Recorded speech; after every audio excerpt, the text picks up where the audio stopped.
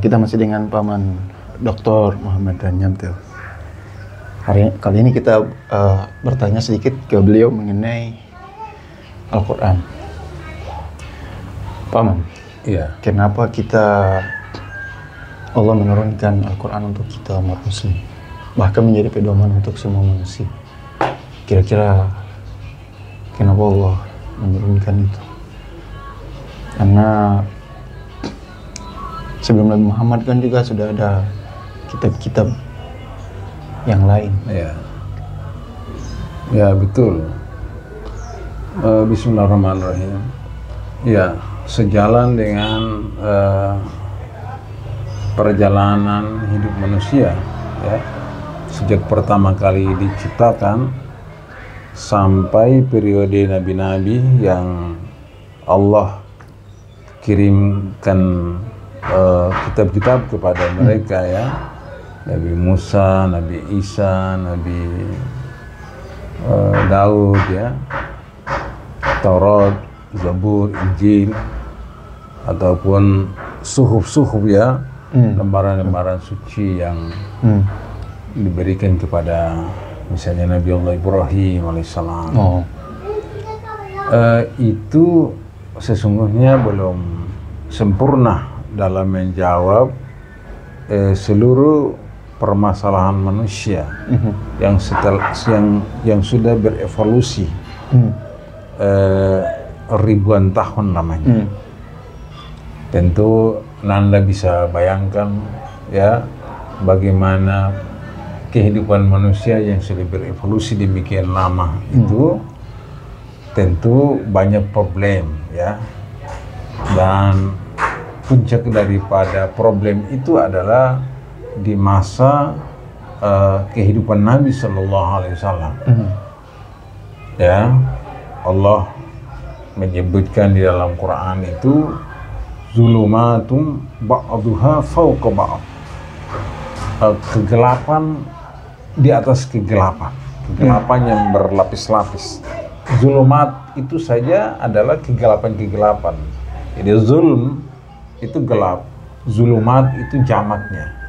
Jadi kalau kegelapan yang sudah berlapis-lapis, tapi disebut Allah zulumatum ba'duha fawqa ba'd, kegelapan yang, jadi artinya bahwa kehidupan manusia di periode itu, ya, saat datangnya Rasul Sallallahu Alaihi Wasallam itu kemaksiatan, ya, problem yang sangat luar biasa. Jahiliyah itu.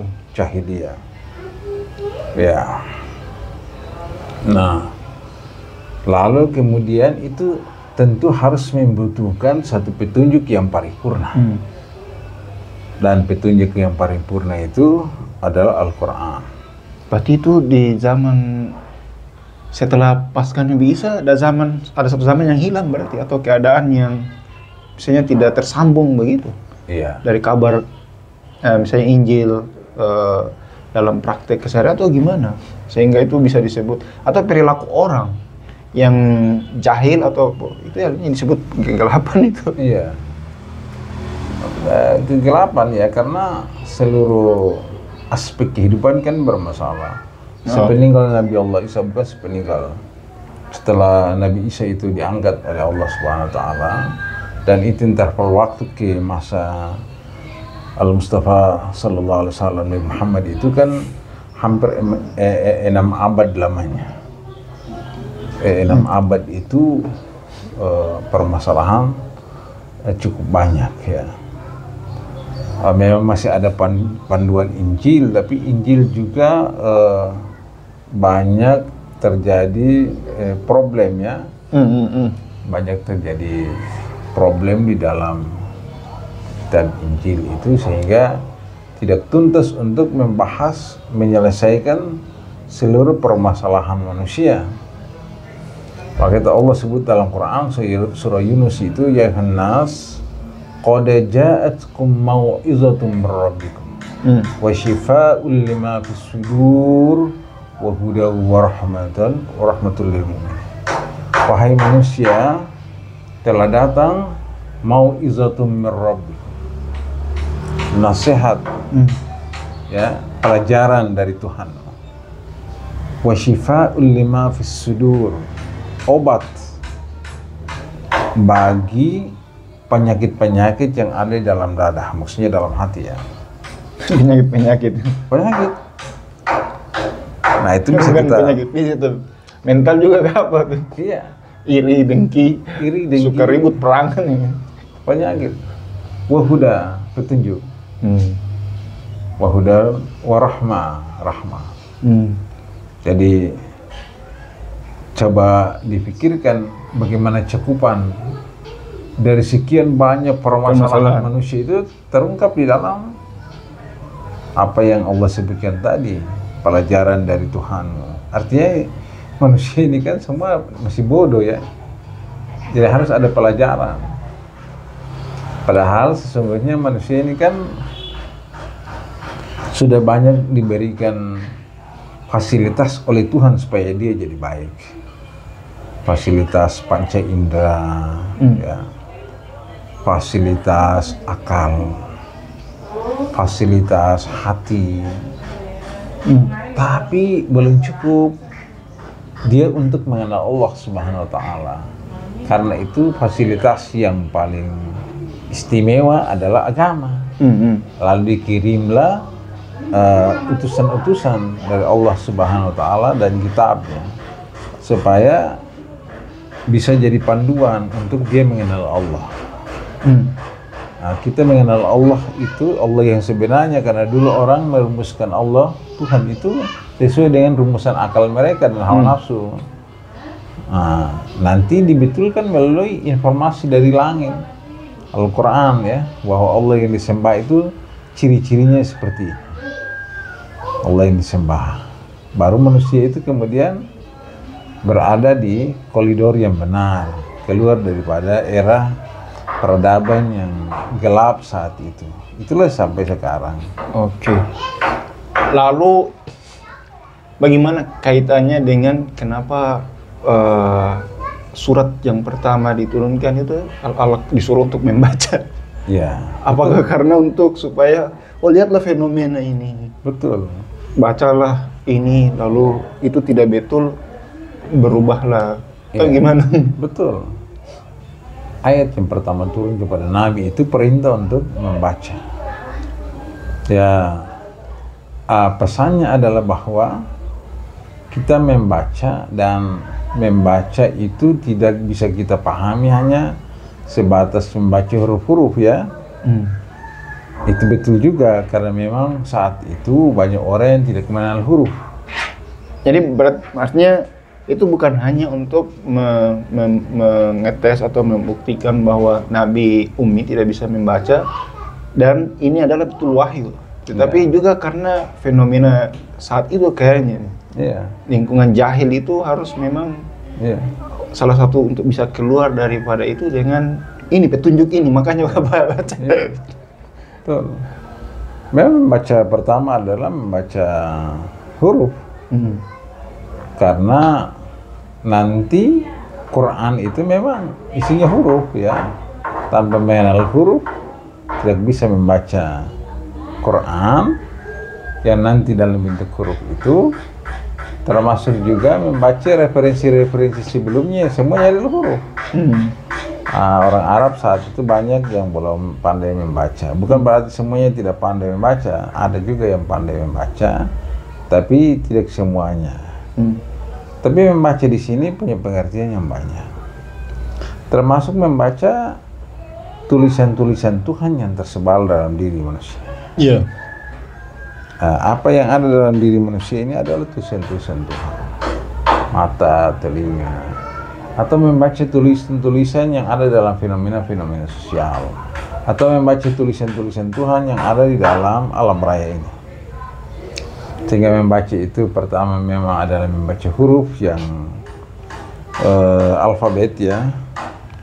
Yang kedua itu membaca fenomena diri manusia, membaca fenomena alam raya, membaca fenomena dalam masyarakat. Karena pesan Allah Subhanahu wa Ta'ala itu tidak hanya dalam bentuk huruf-huruf yang nanti belakangan jumlahnya 6.000 sekian itu, tapi juga pesan Tuhan itu ada di alam raya. Pesan Tuhan itu ada juga dalam diri manusia. Bukankah kita sakit lalu sembuh, di situ ada pesan Tuhan. Pesan Tuhan. Oke. Tapi banyak orang tidak mampu membaca. Alam tuh mungkin bencana, badai. Betul. Alam bencana ya, guntur ya. Allah sebut dalam Quran wa yusabbihur ra'du bihamdi. Kalau ada guntur itu kan bacaan orang itu kan melihat sebagai fenomena fisika. Mungkin ada terjadi benturan listrik dan lain sebagainya lalu kemudian terjadi bunyi seperti itu. Tapi kalau orang yang mampu membaca lebih jauh adalah bahwa itu caranya alam ini bertasbih kepada Allah Subhanahu wa taala. Seperti yang disebut dalam Quran itu surah Ar-Ra'd ya, guru itu bertasbih dengan memujinya. Jadi akhirnya dari satu contoh itu dapat kita generalisasi atas seluruh fenomena alam ini, bahwa semua fenomena alam ini tidak hanya terjadi dalam dimensi fisika saja, tapi juga dimensi metafisika, yaitu bahwa bagaimana cara dari pengenalan fisika itu untuk menuju kepada pengenalan metafisika. Tentu adalah mengenal ma'rifatullah, kenal Allah Subhanahu wa ta'ala. Ini tidak terjadi di zaman jahiliyah, bukan hanya jahiliyah, sekarang juga ya. Tapi kalau kita lihat titik startnya yang rawan itu memang mulai sejak zaman jahiliyah. Disitulah dalam suasana seperti itulah datangnya Al-Mustafa Rasul Sallallahu Alaihi Wasallam dan Al-Quran ya, supaya membimbing manusia ini ke jalan yang benar. Kalau mengapa Quran itu tidak turun sekaligus kepada Nabi dalam jumlah yang seperti sekarang? Kalau mushaf kan sudah komplit lah 30. Tapi dia turun itu berangsur-angsur. Apakah mengikuti peristiwa tertentu terus turun? Berkaitan bahwa ini ayat ini turun karena peristiwa ini menjelaskan dengan kenapa tuh? Itu ditanyakan oleh orang-orang kafir. Allah sebut dalam surah Al-Furqan, wa qala allazina kafaru laula nuzila alaihi al-Qur'an jumlatan wahidah kadzalika linusabbita bihi fu'adaka wa rattalnahu tartila. Orang kafir mengatakan kenapa Quran tidak turun sekaligus ya. Berarti bukan pertanyaan baru orang-orang sekarang, tapi dulu. Bukan, itu pertanyaan sudah ada luar saya.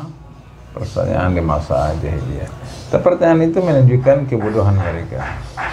Mengapa? Karena jangankan turun sekaligus, turun step by step, sedikit-sedikit. Itu pun sedikit-sedikit itu pun orang tidak mampu laksanakan. Oke. Nah, turun secara bertahap-bertahap itu sudah barang tentu sesuai dengan kebutuhan manusia. Satu, yang kedua, supaya mudah dijalankan ya, supaya Nabi dan umatnya itu dididik perlahan-lahan untuk menjalankan gitu, sehingga perlu diturunkan perlahan-lahan. Kalau ada kebutuhan manusia apa misalnya yang terjadi itu adalah kebutuhan manusia karena orang mabuk, ya turunlah ayat tentang mabuk. Kalau kebutuhan manusianya itu peperangan, mengatur peperangan, turunlah ayat peperangan. Itu yang disebut dengan dalam diskursus ulumul Quran disebut asbabun nuzul ya, sebab-sebab turunnya Al-Quran. Jadi dia mungkin dengan turunnya seperti itu lebih relate untuk mengatasi kondisi yang dihadapi di saat itu, misalnya sebab terjadi sebuah peristiwa. Ya, seperti itu. Maka mungkin desain undang-undang sekarang seperti desain undang sekarang, ya boleh jadi mereka mencontoh kepada cara turunnya Al-Quran perlahan-lahan. Meskipun mereka belum contoh sepenuhnya ya kan namanya buatan manusia. Coba yang kan undang-undang itu kalau sekali diterapkan itu orang tidak mampu, harus melihat dulu Misalnya lahir satu undang-undang, akhirnya masyarakat protes. Ya, karena boleh jadi sesungguhnya masyarakat belum mau untuk menerima undang-undang, tapi dipaksakan. Seperti yang kita lihat sekarang. Tapi beda dengan Al-Quran. Al-Quran itu luar biasa sekali. Dia turun sejalan dengan situasi real dan berhubungan dengan hal yang fitrah pada manusia. Misalnya turun perintah salat. Perintah salat ya turun sesuai dengan fitrah manusia untuk melaksanakannya. Ya, tidak ada ayat yang turun tidak sesuai dengan fitrah fitrah manusia, penciptaan manusia dengan karakternya tidak mungkin, harus sesuai. Paman, kenapa Al-Quran itu, maksudnya untuk orang yang belajar tata bahasa Arab itu mengatakan susah sekali untuk ditiru, dan bahkan itu kan ada, kalau kita baca di sejarah bahkan sampai sekarang ChatGPT saja, waktu orang coba ada bule yang coba untuk bertanya ke ChatGPT, apakah Anda bisa menirukan Al-Quran? Tidak. Tapi kalau Alkitab saya bisa tiru. Apakah ada dalam Al-Quran menjelaskan tentang itu? Bahwa keaslian Al-Quran akan terjaga begitu dan tidak bisa ditiru oleh siapapun gitu. Oh iya, banyak sekali. Bahkan Al-Quran itu membuat tantangan, namanya mukjizat ya. Tantangan untuk menantang itu bertingkat-tingkat. Pertama, yang paling tertinggi dulu, nantangnya 30 juz. 30 juz. Kalau tidak mampu 10 surat saja. Kalau tidak mampu 10 surat, 1 surat. Dari surat yang terpendek ya coba dibuat, ditambah. Nah, diyakini tidak bisa menantang karena banyak hal. Dari aspek bahasa itu sudah terbuktikan ada di zaman Nabi itu kan ada yang menantang dari aspek bahasa. Biasanya menantang surah Al-Fil, lalu mereka membuat lagi syair yang seperti surah Al-Fil, tapi ahli sastra saat itu. Ya, orang-orang bahasa melihatnya kualitasnya rendah. Kualitas rendah. Ya. Belum lagi isi. Iya. Ya, sementara Quran itu istimewa karena dia Quran bisa memprediksi hal yang belum terjadi. Ya. Wah, itu tidak mungkin bisa ditandingi. Al-Lahab itu, saya kalau terkesan Al-Lahab. Ya. Bisa memprediksi. Ya. Banyak tentang sekali. peristiwa itu. Atau hal yang sudah terjadi di waktu yang lalu orang tidak tahu, Quran bisa membongkar. Sehingga dia memang Teori Big Bang, ya, penciptaan alam semesta, tentang nutfah, luar biasa Quran. Nah, sehingga dipastikan tantangan untuk menandingi Quran tidak mungkin. Siapa saja tidak mungkin. Di zaman Nabi yang orang-orang Arab itu terkenal sastra mereka cukup luar biasa di zaman Nabi. Saja mereka tidak bisa menanding, apalagi di zaman sekarang yang orang sudah jauh dari sastra Arab yang tinggi, rasa bahasa yang dipastikan tidak bisa. Iya, sekarang kalau nonton di video orang jamaah umroh Indonesia yang belajar bahasa Arab di pondok, terus sampai ke sana dong berbicara dengan orang Arab di sekitar situ kayak pedagang, itu malah tidak mengerti. Dan dong anggap itu kampungan, bahasa Arab yang kita pelajari itu kampungan, padahal sebenarnya itu bahasa Arab yang sesuai dengan mungkin lebih dekat ke bahasa Al-Quran yang sekarang itu. Dan saya lihat, kenapa orang Arab sendiri tidak mengerti bahasanya? Ada satu yang ditanyakan juga banyak orang itu mengenai kenapa orang susah payah menghafal Al-Quran. Kenapa sampai ya mungkin salah satunya adalah itu karena Allah menjanjikan akan menjaga Al-Quran itu tetap murni dengan para penghafal. Ya. Tapi orang bilang sekarang kan ada Google, ada apa-apa kan tinggal cari. Untuk apa untuk menghafal? Lagian dunia sekarang sudah hafal itu bukan sesuatu yang utama itu. Ya. Mau menjawab, Pak sebagai penghafal Al-Quran, menjawab orang itu gimana kalau pertanyaan begitu? Ya. Ya boleh saja. Kenyataannya bahwa sekarang memang kalau dalam aspek menjaga, tentu banyak juga alat-alat teknologi yang canggih yang menjaganya. Selain manusia menjaga dalam dadah ya, dalam bentuk menghafal. Tapi sudah barang tentu menjaga dengan alat canggih berbeda dengan menjaga manusia menjaga gitu. Itu tentu berbeda. Karena manusia menjaga Quran, lihat hafalannya, itu dia bisa melahirkan dia kepada perbuatan-perbuatan baik yang lain. Misalnya dia jaga, kemudian karena dengan sebab dia jaga, dia bisa jadi imam. Dengan sebab dia jaga hafal Quran, terus dia bisa menjadi ulama. Dia bisa bermanfaat kepada orang lain. Apakah kemudian pemeliharaan oleh canggih ada punya efek lain? Betul. Tidak itu. Jadi sebenarnya dia menghafal itu bukan cuma untuk menjaga keutuhan Al-Quran, tapi bisa bermanfaat untuk hal lain yang lebih untuk kepentingan masyarakat luas. Karena kayak dia jadi imam, dia jadi segala macam. Iya, karena menjaga ya dalam ayat inna nahnu nazzalna dzikra wa inna lahu lahafizun. Lahafizun itu kan bukan hanya menghafal, memelihara, menjaga. Sehingga kalau menghafalnya itu baru satu cara. Nah itu satu cara itu, misalnya kalau itu diambil alih oleh teknologi, oke. Tapi pemeliharaan Al-Quran bukan hanya dihafal. Semua orang yang turut serta di dalam menjaga Quran itu adalah masuk dalam memelihara Al-Quran. Ya ulama-ulama, banyak juga ulama yang tidak hafal Quran, tapi mereka konsisten dalam menjaga syariatnya ya.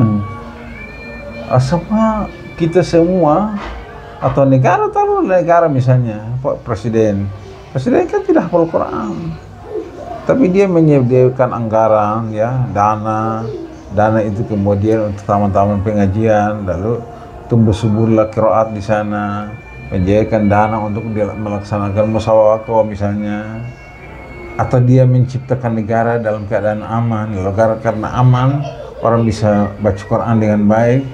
Itu semua adalah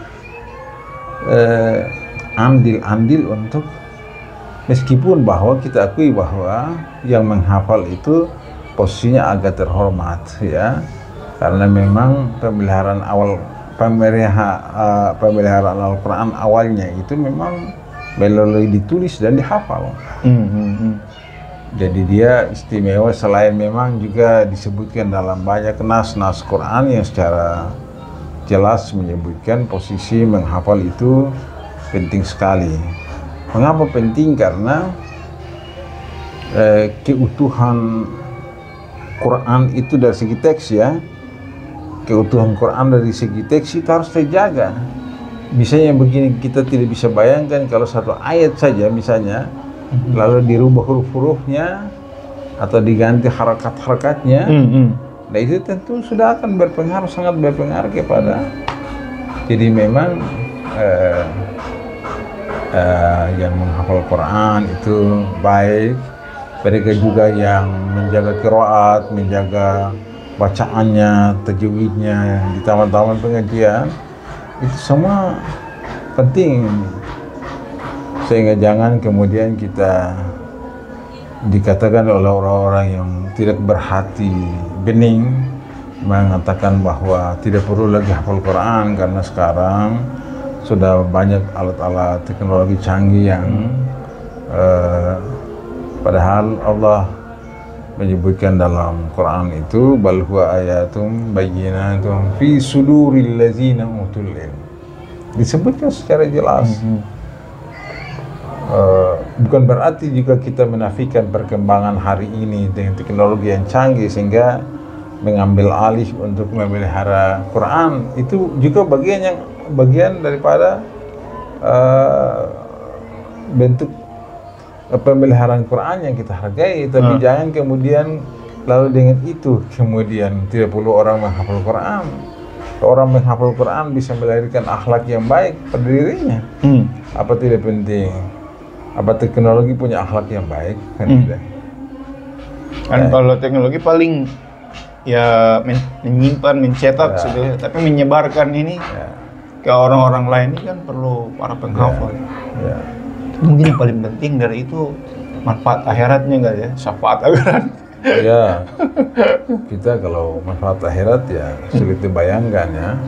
Mala ainun ra'at wala uzunun sami'at wala khatar ala qalbi basar. Pasti sulit dibayangkan.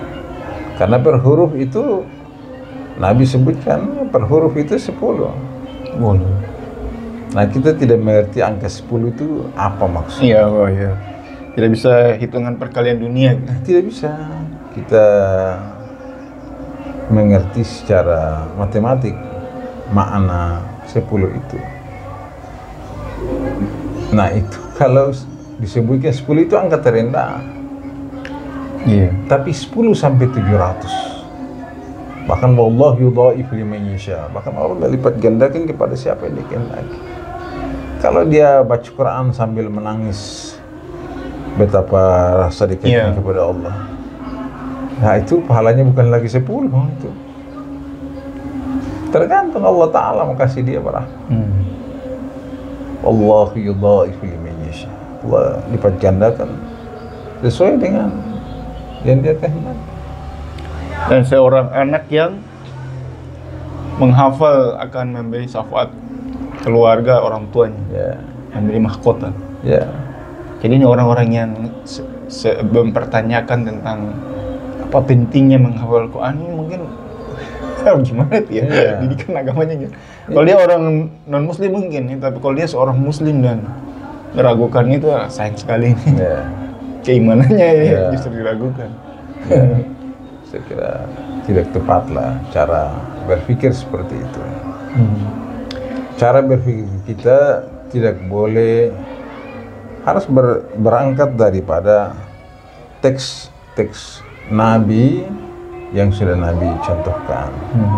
Baru kita berpikir, menganalisa, mengembangkan lebih jauh. Bukan caranya kita dari luar kemudian ada seperti skeptis terhadap itu, tidak benar. La raiba fih, tidak boleh ada keraguan. Itu start kita. Meskipun mungkin orang ragu, lalu nanti dengan ragunya itu dia yakin. Oke, itu metode. Misalnya Anda duluan ragu, kemudian dari keraguan itu menuju kepada keyakinan, boleh saja. Tapi jangan sampai Anda tidak mendapatkan hidayah untuk sampai kepada keyakinan. Maka lebih baik yakin. Kalau sudah ada hidayah bahwa yakin. Khawatirnya dia itu seperti perbuatan kekufuran yang lalu itu karena tidak ada hidayah jadi kafir. Kalau ada hidayah tentu lebih bagus. Dia ragu, lalu kemudian dari keraguannya dia sampai kepada riset, terjadi perenungan akal, lalu kemudian mengantarkan dia kepada keyakinan. Betapa tidak, dan itu banyak dalam Islam kan ada. Bukankah orang-orang kafir itu kan mereka ragu? Bahkan bukan ragu, mereka itu nantang. Tapi kemudian kita kan tahu bahwa dia masuk Islam karena hidayah kan?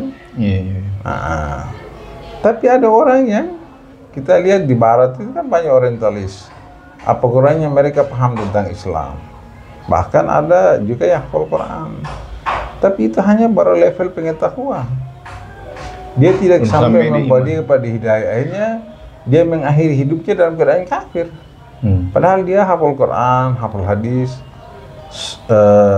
Kita kenal betul itu orang Aceh ya dari Belanda namanya Snoko Brony ya, yang dia mukim di tanah suci, Iya, iya, iya. dia hafal Quran, tapi akhir hidupnya itu dalam keadaan kafir karena dia mengkonsumsi Quran hanya selevel pengetahuan, belum dia sampai kepada hidayah. Nah, hidayah itu milik Allah Subhanahu wa taala.